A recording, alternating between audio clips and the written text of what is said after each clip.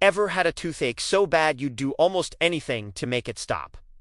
I mean, we've all been there, right? That throbbing, relentless pain that makes it impossible to think, eat, or sleep. Today, we're lucky. We can pop a painkiller, call a dentist, and get it sorted out pretty quickly. But what did people do hundreds or even thousands of years ago? Well, some of their solutions were creative and one of the weirdest: kissing a donkey. I'm not kidding.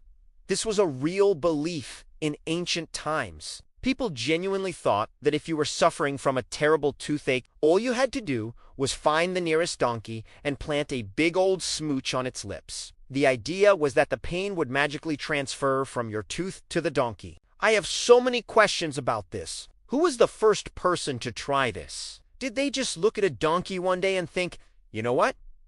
I bet that'll fix my molar? This practice wasn't just a one-off thing either. It shows up in historical texts from different cultures. For example, the Roman scholar Pliny the Elder wrote about all sorts of bizarre remedies in his work, Natural History. While he didn't specifically mention donkey kissing for toothaches, he did suggest other donkey-related cures, like using donkey's milk. The toothache kissing belief seems to have been more of a folk remedy, passed down through generations. It was especially popular in parts of Europe during the Middle Ages. People believed donkeys had special healing properties, or perhaps they were just seen as humble, hard-working animals that could bear our burdens, including our dental pain. Of course, we now know this doesn't work. The only thing you will get from kissing a donkey is a face full of fur and maybe a confused look from the animal. The real reason a toothache might have eventually gone away on its own is because the nerve inside the tooth died,